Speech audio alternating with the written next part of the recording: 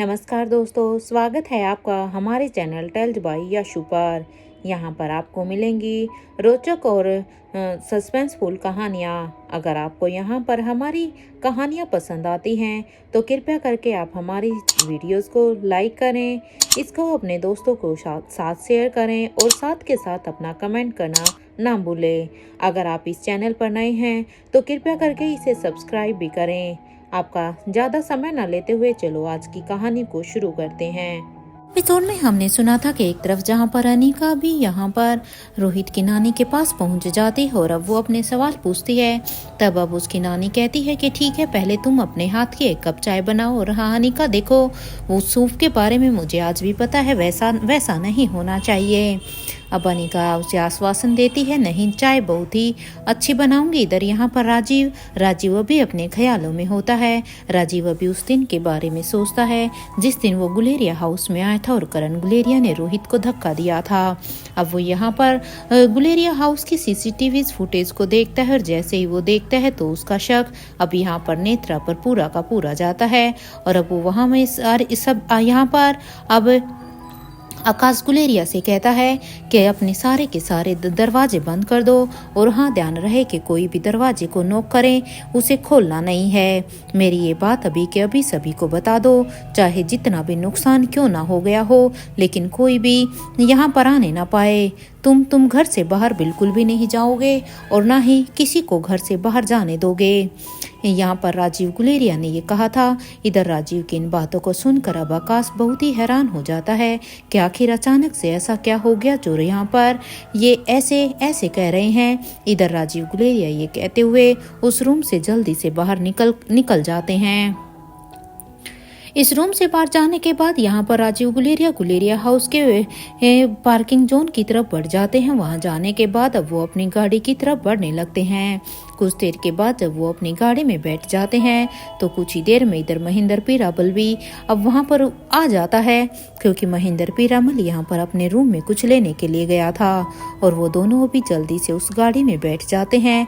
और अब इस गाड़ी में बैठने के बाद वो इस गाड़ी को अब स्पेशल डिपार्टमेंट के हेड ऑफिस की तरफ जाने लगते हैं।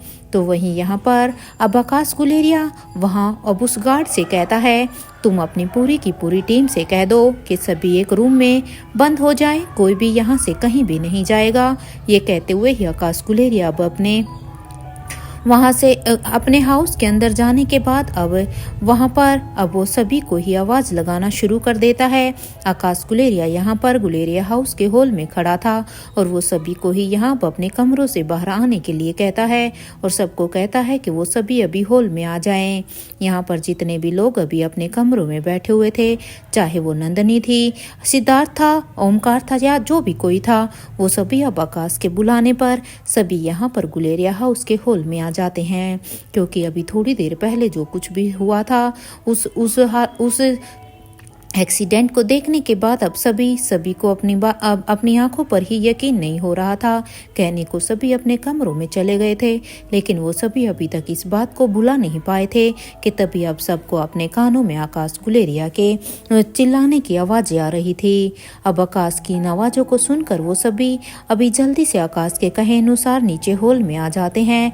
वहाँ पर जितने भी लोग थे वो सभी अभी हॉल में एकत्रित थे। यहाँ ओमकार जैसे ही अब नीचे आता है तो अब नीचे आने के बाद ओमकार अब आकाश गुलेरिया से कहता है, क्या हुआ है आकाश भैया, ऐसे क्यों बुला रहे हो, सब ठीक तो है ना, या कुछ हुआ है। अब यहाँ पर ओमकार की इस बात पर अब आकाश गुलेरिया कहता है कि शारदा आंटी, आप मेन दरवाजे को अभी के अभी बंद कर दीजिए और चाहे जो कुछ भी हो जाए कोई भी दरवाजे के अंदर नहीं आएगा और ये दरवाज़ा खुलना नहीं चाहिए। मेरी सबको हिदायत है कि जब तक मैं ना कहूँ तब तक कोई भी इस दरवाजे को नहीं खोलेगा। आकाश गुलेरिया ने ये बात यहाँ पर शारदा को कही थी।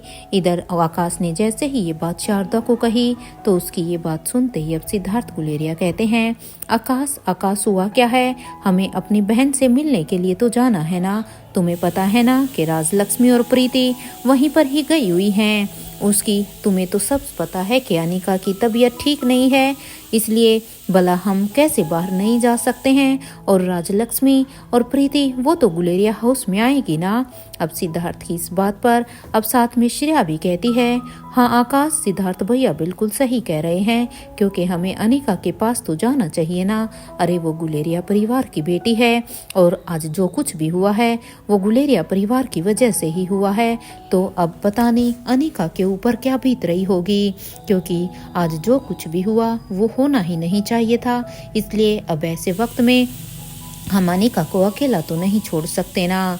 अब श्रेया की इस बात पर अब आकाश गुलेरिया अब कहता है कि राजलक्ष्मी और प्रीति को वहां जाने की भला क्या ही जरूरत थी यार। अब पता नहीं वहां पर मारवा हाउस के लोग क्या बिहेव करेंगे उन दोनों के साथ, क्योंकि आज जो कुछ भी हुआ है उसके बाद तो अब मारवा हाउस हमारे परिवार के बारे में ना जाने क्या ही सोचेगा।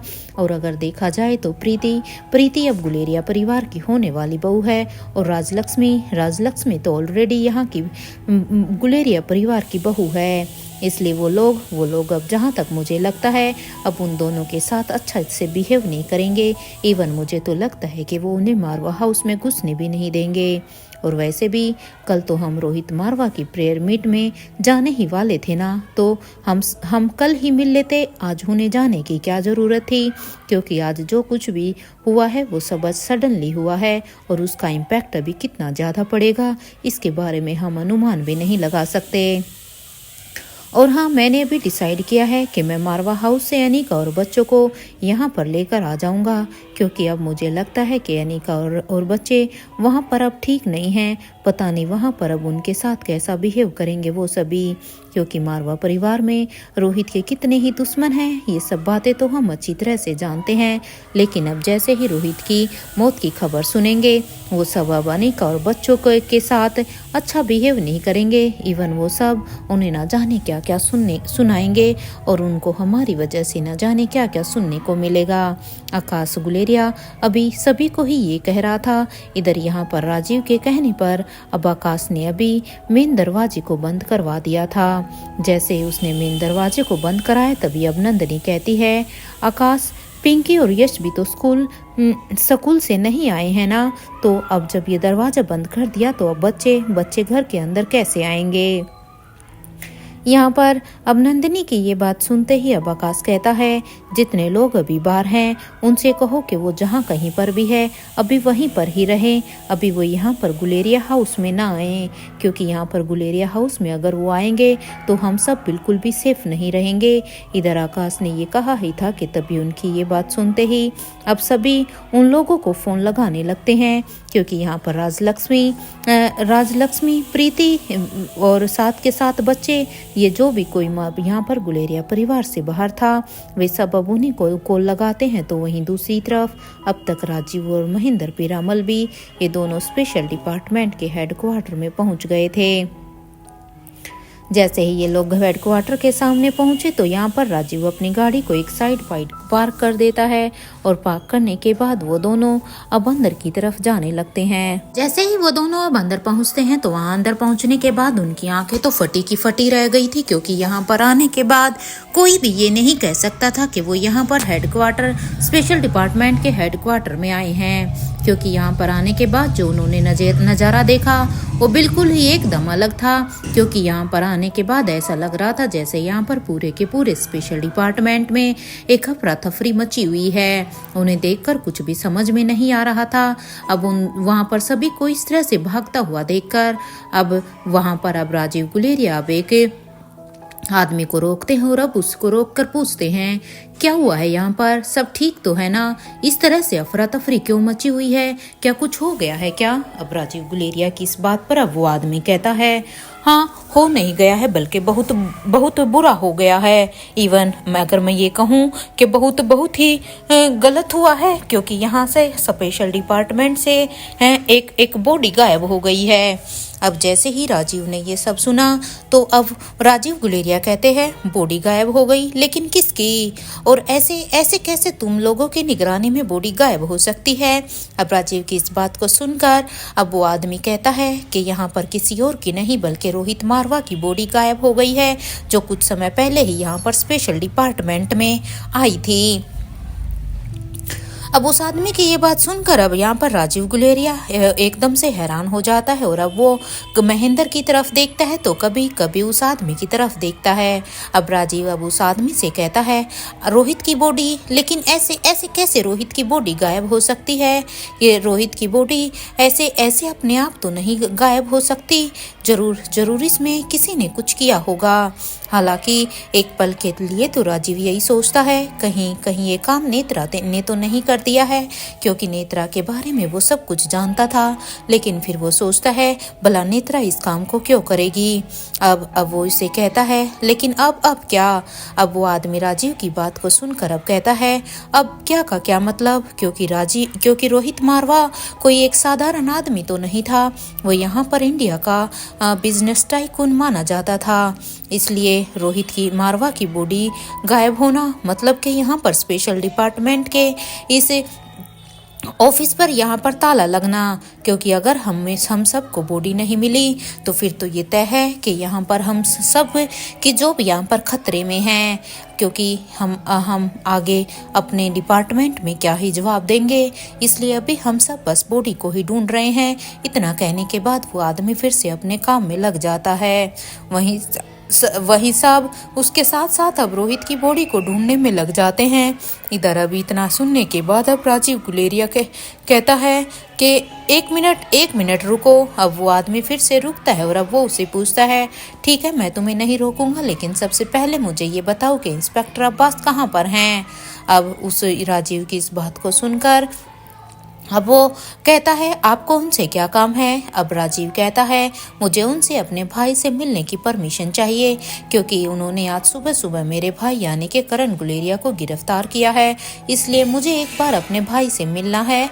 अब राजीव की इस बात को सुनकर अब वो आदमी कहता है कि इंस्पेक्टर अब्बास तो अपने कैबिन में है, आप वहीं पर ही जाइए और उनसे मिल लीजिए, क्योंकि आप उनसे ही परमिशन ले सकते हैं। ये सुनते ही इधर राजीव गुलेरिया और महेंद्र पीरामल दोनों अभी उसी तरफ यहाँ पर इंस्पेक्टर अब्बास के कैबिन की तरफ जाने लगते हैं।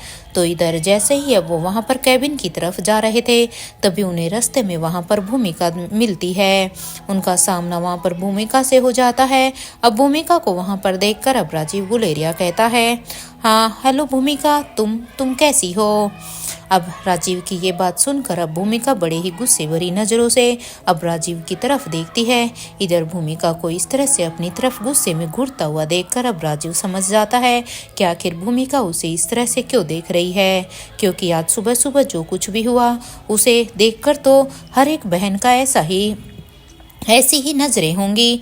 लेकिन अब राजीव कहता है क्या मैं अपने भाई से मिल सकता हूँ। अब राजीव की इस बात पर अब भूमिका कहती है मिल तो सकते हो, लेकिन खबरदार अगर तुमने कोई भी चालाकी करने की कोशिश की तो। इस बात पर अब राजीव महेंद्र को अब आंखों में देखकर कुछ इशारा करता है। अब राजीव के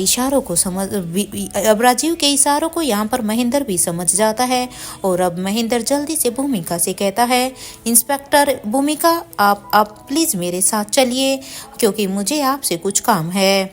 अब महेंद्र की ये बात सुनते ही अब भूमिका कहती है मेरे से क्या काम है, क्योंकि आपको तो परमिशन लेनी है ना करण गुलेरिया से मिलने की, तो जाकर मिलो। अभी मैं तुमसे नहीं मिल सकती, क्योंकि मुझे अभी बहुत सारा काम है। भूमिका की इस बात को सुनकर अब महेंद्र कहता है प्लीज 1 मिनट। अब इतना कहने के बाद अब भूमिका कहती है गुस्से में कि मैंने बोला ना कि मुझे काम है, क्योंकि मेरे भाई की बॉडी यहाँ स्पेशल डिपार्टमेंट से गायब हो गई है और मुझे अपने भाई की बॉडी को ढूंढना है, क्योंकि उसे ढूंढने के बाद मुझे उसे मारवा हाउस भी तो लेकर जाना है। अब भूमिका की इस बात पर अब महेंद्र कहता है प्लीज इंस्पेक्टर भूमिका, इट्स अर्जेंट, अगर ये जरूरी नहीं होता इतना तो फिर मैं आपको बिल्कुल भी ऐसे नहीं कहता, क्योंकि मैं समझ सकता हूँ कि आप एक ऑफिसर होने के साथ साथ एक बहन भी तो हैं। अब महेंद्र की ये बात सुनकर अब भूमिका एकदम से चुप हो जाती और अब वो अपने मन में सोचती हैं कि हाँ मैं एक बहन भी हूँ। आज ही मैंने अपने भाई को खोया है और मेरी बदकिस्मती तो देखो कि जब मैं अपने ड्यूटी का फर्ज निभाते हुए उस बॉडी को यहाँ पर हम लोग लेकर आए तो मैं यहाँ पर भी उसकी हिफाजत नहीं कर सकी। कैसी बहन हूँ मैं। लेकिन अब ये सब सोचने के बाद अब यहाँ पर अब भूमिका कहती है लेकिन अभी अभी प्लीज़ मेरे पास टाइम नहीं है, और अब वो यहाँ से जाने लगती है। जैसे ही भूमिका महेंद्र के पास से निकलती है तब अब महेंद्र धीरे से भूमिका से कहता है ये बात आपके भाई से रिलेटेड ही है। जैसे ही महेंद्र ने ये सब कहा तो अपने भाई का जिक्र यानी कि रोहित मारवा का जिक्र सुनते ही भूमिका के कदम एकदम से ही वहीं रुक जाते हैं। अब इस बात पर अब भूमिका पीछे की तरफ फिर से मुड़ती और कहती है ठीक है बस 5 मिनट, क्योंकि इससे ज़्यादा मैं तुमसे नहीं मिल पाऊंगी। और ये कहते हुए ही भूमिका अब अपने कैबिन की तरफ जाने लगती है। तो वहीं महेंद्र जैसे ही अब यहाँ पर भूमिका कैबिन की तरफ मुड़ी तभी महेंद्र अब जल्दी से राजीव से गले लगता है। इवन राजीव से गले लगने तो उसका बहाना था, क्योंकि उसने बड़ी ही चालाकी से अब अपनी पॉकेट से अब कुछ निकाल कर उसे राजीव की पॉकेट में डाल देता है, ताकि किसी को भी उसके ऊपर किसी भी तरह का कोई भी शक ना हो। और जब वो उसकी पॉकेट में उस चीज को डालता है तो अब वो धीरे से कहता है संभल कर राजीव, उसे अब तक हमारे यहाँ आने की खबर मिल चुकी होगी, इसलिए तुम्हें जो भी कुछ करना है संभल कर करना होगा, उसे हमारे ऊपर शक नहीं होना चाहिए। महेंद्र की इस बात पर अब राजीव हाँ में अपना सिर हिला देता है। तो वही महेंद्र अब ये सब करने के बाद अब जिस तरफ भूमिका अपने कैबिन की तरफ मुड़ी थी जल्दी से भूमिका की तरफ दौड़कर जाने लगता है। तो वहीं अर्जुन सिंह जो कि यहाँ पर अभी ये सब देख रहा था, और अर्जुन सिंह अब वहाँ पर आकर कहता है आप चलिए, मैं आपकी करण गुलेरिया से मैं आपको मिलवा देता हूँ। यहाँ पर अर्जुन सिंह राजीव गुलेरिया से ये सब कहता है। ये कहते हुए ही अब अर्जुन सिंह आगे आगे जाने लगता है। तो वहीं उसके पीछे पीछे अब राजीव गुलेरिया जाने लगता है। इधर रास्ते में अब अर्जुन सिंह राजीव गुलेरिया से कहते हैं 1% का भी मलाल नहीं है मिस्टर करण गुलेरिया को। अरे आज उसने जो भी कुछ किया उसे उसका 1% भी पछतावा नहीं है। आप अपने किए हुए का हाउ रेडिकुलस, मैं तो सोच भी नहीं सकता कि वो ऐसा कुछ कर सकते हैं। अरे कोई अपनी बेटी अपने दामाद के साथ ऐसा कैसे कर सकते हैं। या अब तक अर्जुन सिंह अपनी बातें कहे जा रहा था, लेकिन अब राजीव कुछ भी नहीं कहता, क्योंकि सच में राजीव भी जानता था कि आज जो कुछ भी हुआ वो बिल्कुल सही नहीं हुआ। और अगर सच कहा जाए तो राजीव के पास अभी कोई सबूत भी नहीं थे कि वो यहाँ पर अर्जुन सिंह को किसी भी तरह की कोई भी पुष्टि कर सकें। इसलिए राजीव बस चुपचाप अर्जुन सिंह के साथ चलता रहता है। यहाँ अब तक राजीव गुलेरिया अर्जुन सिंह के साथ वहाँ पर आ चुके थे, जहाँ पर करण गुलेरिया को यहाँ पर कैद कर रखा गया था। वहाँ जाने के बाद अब राजीव गुलेरिया देखते हैं कि करण गुलेरिया एक जगह बस खड़े हैं और उनकी आंखों में कोई भी रिग्रेट नहीं है, क्योंकि उन्हें देखकर बिल्कुल भी ऐसा नहीं लग रहा था कि उन्हें किसी भी तरह का कोई भी पछतावा है। इवन आज उनकी आंखें भी कुछ अजीब तरह की ही लग रही थी। राजीव गुलेरिया को वहां पर छोड़कर अब अर्जुन सिंह कहते हैं सिर्फ 5 मिनट हैं आपके पास, मिल लीजिए। ये कहते हुए ही अब अर्जुन सिंह भी वहां से चला जाता है। तो यहाँ पर राजीव गुलेरिया अब करण के पास आता है और कहता है करण मेरे भाई तो ठीक तो है ना। इधर अपने भाई राजीव गुलेरिया की आवाज़ को सुनकर अब करण गुलेरिया उनके पास थोड़ा सा आगे आते हैं और कहते हैं अब Guleria group of company number 1 पर हो जाएगी। रोहित मारवा बीच से हट गया है, अब कोई भी प्रॉब्लम नहीं होगी। अब करण की सेम यही बात से सुनकर अब राजीव कहता है करण मेरी तरफ देखो। अब यहाँ पर राजीव की ये बात सुनते ही अब करण गुलेरिया कहते हैं अब सब कुछ ठीक हो जाएगा, मैंने रोहित मारवा को मार दिया है। अब इस बात को करण गुलेरिया बार बार रिपीट कर रहे थे। ऐसा लग रहा था जैसे वो यहाँ पर रिपीट मोड में है। वो बार बार उसी चीज को कंटिन्यूसली बोल रहे थे, वो राजीव की किसी भी बात को नहीं सुन रहे थे। यहाँ जब राजीव ने ये सब देखा कि करण बस एक ही बात को बार बार रिपीट कर रहे हैं, उन्हें जैसे एक ही बात की धुन बंद गई हो, इसलिए अब राजीव गुलेरिया अपनी तेज आवाज में एकदम से ही करण गुलेरिया से कहता है करण स्टॉप इट नाउ, मेरी तरफ देखो। अब राजीव की इस आवाज़ को सुनकर अब करण गुलेरिया अब अपने भाई की तरफ देखते हैं तो अब राजीव गुलेरिया जल्दी से अपनी पॉकेट से अब एक छोटी सी स्प्रे की बोतल को निकालता है और उसके अंदर उस बोतल के अंदर जो केमिकल था उसे अब वो करण गुलेरिया की आंखों में स्प्रे कर देता है। जितनी स्पीड से उन्होंने ये काम किया था वो उनके आसपास किसी ने भी नहीं देखा था क्योंकि राजीव ने ये काम बड़ी ही स्पीड के साथ किया था और जल्दी से ये सब करने के बाद वो उस बोतल को फिर से अपने पॉकेट में रख लेते हैं। इधर उस स्प्रे के कांटेक्ट में आते ही करण गुलेरिया अब अपनी आंखों पर अपना हाथ रखकर अब चीखने लगते हैं और अब वो चीखते हुए कहते हैं, क्या क्या डाला है तुमने मेरी आंखों में? It's so painful. इस बात पर अब राजीव गुलेरिया कहते हैं, बस मेरे भाई थोड़ा सा पेन बर्दाश्त करो, इसके बाद तुम्हें खुद एहसास हो जाएगा कि तुमने क्या किया है। सॉरी मैंने तुम्हें इतना दर्द दिया, लेकिन तुम्हारे लिए इस दर्द का होना बहुत ही जरूरी था ताकि तुम अपने होशो हवास में आ सको। इधर कुछ देर तक चीखने के बाद अब करण गुलेरिया जब अपने सेंस में आते हैं तो अब उन्हें एहसास होता है कि उन्होंने क्या किया है, क्योंकि इस स्प्रे का अब उसके ऊपर असर हो गया था। अब उसके ऊपर से यहाँ पर नेत्रा के समूहन का असर खत्म हो गया था। अब जैसे ही उन्हें एहसास होता है कि उन्होंने क्या किया, वो अब अपने हाथ को जोर से दीवार पर मारते हैं और जोर से दीवार पर मारते हुए कहते हैं कि मुझे जीने का कोई भी हक नहीं है। मैंने अपनी ही बेटी की जिंदगी सच में बर्बाद कर दी। अरे कैसा बाप हूँ मैं, और मैं ऐसा कर भी कैसे सकता हूँ? क्या हो गया था मुझे जो मैंने ये सब किया?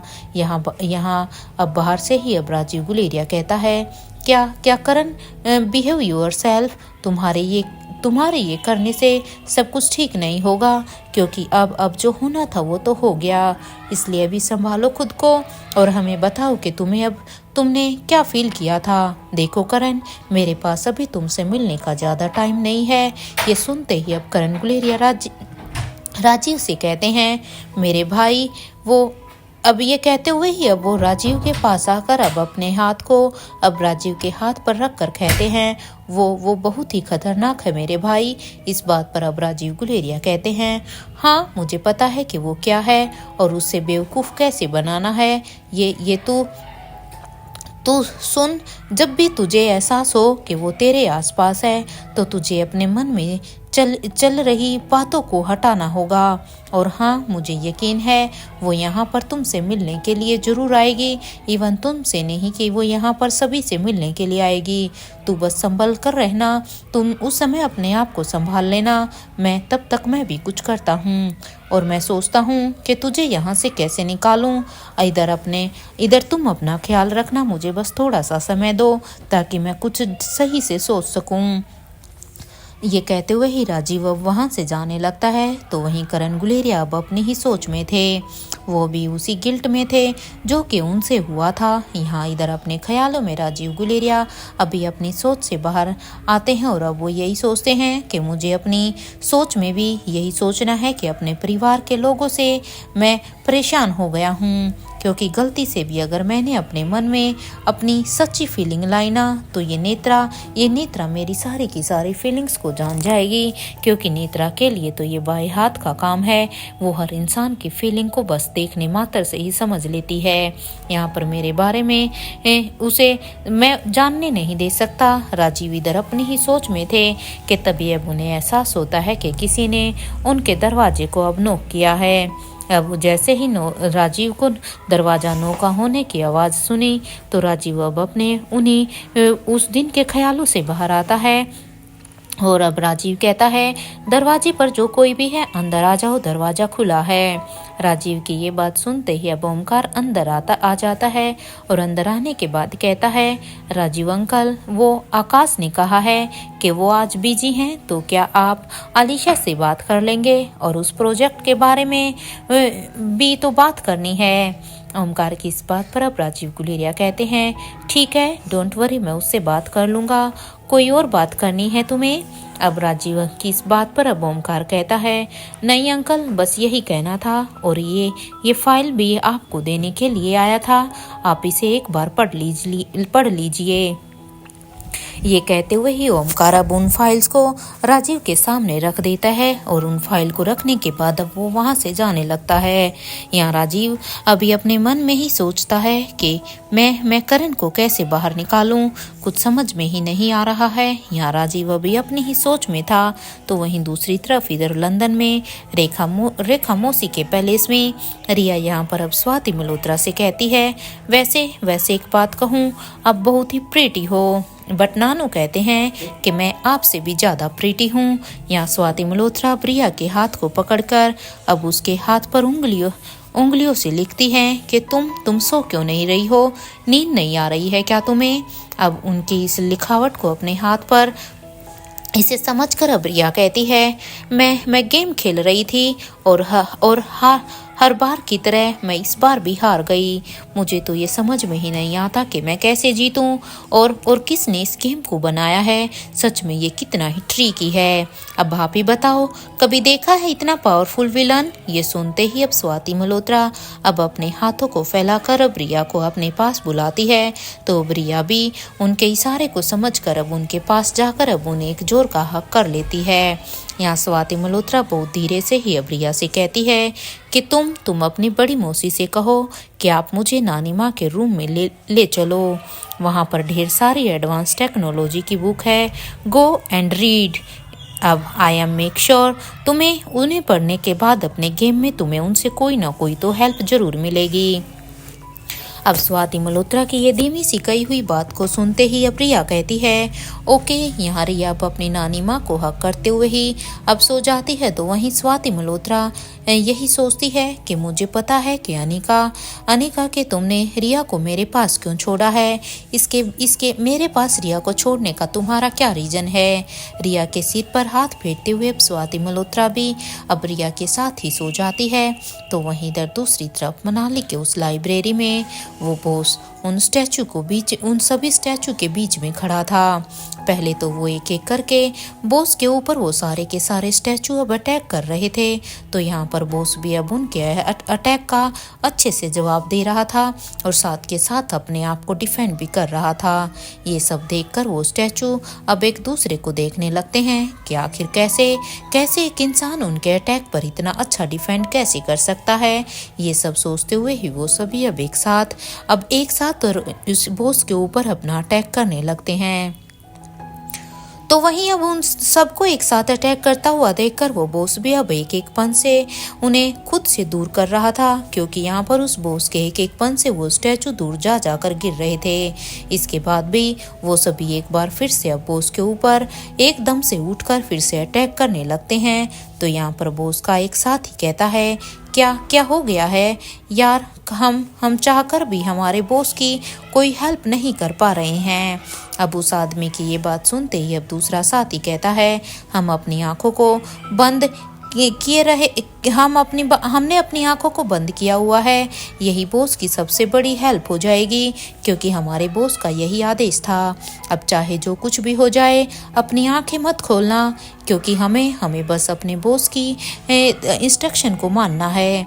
ये जब उन स्टैचू को लगा कि वो हार रहे हैं तो वो अब उसी वॉइस में आवाज़ लगाकर अब बॉस के साथियों को बुलाने लगते हैं, प्लीज़ प्लीज़ प्लीज़ प्रोटेक्ट करो। उनकी अब इस हरकत पर जब बॉस ने देखा तो वो अब एकदम से हैरान हो जाते हैं और वो अब अपने साथियों से चिल्लाते हुए कहते हैं, चाहे जो कुछ भी हो जाए कोई भी अपनी आंखें नहीं खोलेगा क्योंकि अब यहाँ पर बॉस ने देख लिया था कि ये स्टैचू बड़ी ही चालाकी से उसकी आवाज़ में अब उसके साथियों को यहाँ पर उसकी हेल्प के लिए बुलाएंगे और वो उन्हें भी हिप्नोटाइज कर देंगे। इसलिए अब उनकी इस हरकत पर अब उनका बॉस भी साथ के साथ कहता है। यहाँ पर अब बॉस की ये बात सुनकर वो तीनों ही अब कंफ्यूज हो जाते हैं तो यहाँ पर अब वो बॉस उन चारों ही स्टैचू को बड़े ही ध्यान से देख रहा था और अब अपनी अटैकिंग पोजीशन लेकर अब वो एकदम से उनके ऊपर अटैक करने लगता है। ये फाइट देखकर तो वो तीनों अब दूसरी तरफ देखने लगते हैं तो वहीं यहाँ पर उनके बॉस की फाइट इंटेंस होती जा रही थी। उनका हर एक दाव पेच बड़ा ही भयंकर होता जा रहा था। यहाँ कुछ देर के बाद अब बॉस ने उन स्टैचू को वहीं पर ही मार कर कमजोर कर दिया था और जैसे ही वो स्टैचू अब नीचे गिरते हैं हैं तो 60 सेकंड का एक टाइमर शुरू हो जाता है। ये देखकर अब उनका बॉस कहता है यहाँ से जल्दी निकलना होगा, वरना 60 सेकंड में ही ये चारों के चारों अभी ब्लास्ट हो जाएंगे। इन चारों के ब्लास्ट होने से पहले हमें यहाँ से निकलना होगा। अब अपने बॉस की ये बात सुनते ही अब उनके साथी कहते हैं लेकिन बॉस, इस बुक को लेकर अब हमें निकलना चाहिए, क्योंकि हम इस बुक को तो यहाँ पर नहीं छोड़ सकते। अब अपने आदमी की ये बात सुनते ही वो बॉस अब जल्दी से उस गिलास के जार के पास जाता है, और जब वो उस बुक को देखता है तो उसमें लिखा था राजमहल का रहस्य। अब उस बुक के ऊपर ये पढ़ते हुए ही वो बॉस अब उस बुक को जल्दी से अपने हाथों में उठा लेता है। तो अब वो सभी को इन सभी को ही लगता है कि यहाँ पर एक अर्थक्वेक आने वाला है, क्योंकि जैसे ही उन्होंने इस बुक को उठाया तो वहाँ पर अब उन्हें सब कुछ हिलता हुआ सा महसूस होता है। इधर इस झटके को देखकर अब बॉस कहता है जल्दी से चलो यहाँ से। ये कहते हुए ही वो इधर उधर जब देखते हैं तो वहाँ तो एक पतले से रास्ते के बाद एक लकड़ी का दरवाजा दिखाई दे रहा था। उस लकड़ी के दरवाजे को देखकर अब वो बॉस कहते हैं जल्दी से उस दरवाजे के पास चलो, हमें जल्द से जल्द वहां तक पहुंचना है। अब अपने बॉस की ये बात सुनते ही अब वो सभी उसके साथ चलने लगते हैं। इधर वो बॉस भी अब उस दरवाजे तक दौड़ कर जाने लगता है, तो वहीं उनके साथी भी उनके पीछे पीछे भागने लगते हैं। जैसे ही वो लोग दरवाजे के पास पहुंच जाते हैं तो अब यहाँ पर वो बेजोर की लात यहाँ पर उनका बॉस उस दरवाजे पर मारता है। उनके एक जोर की लात मारने से ही वो दरवाजा टूट जाता है। जैसे ही ये दरवाजा टूटा तो इस दरवाजे के टूटते ही ये चारों के चारों वहां से जल्दी से बाहर निकल कर जाने लगते हैं।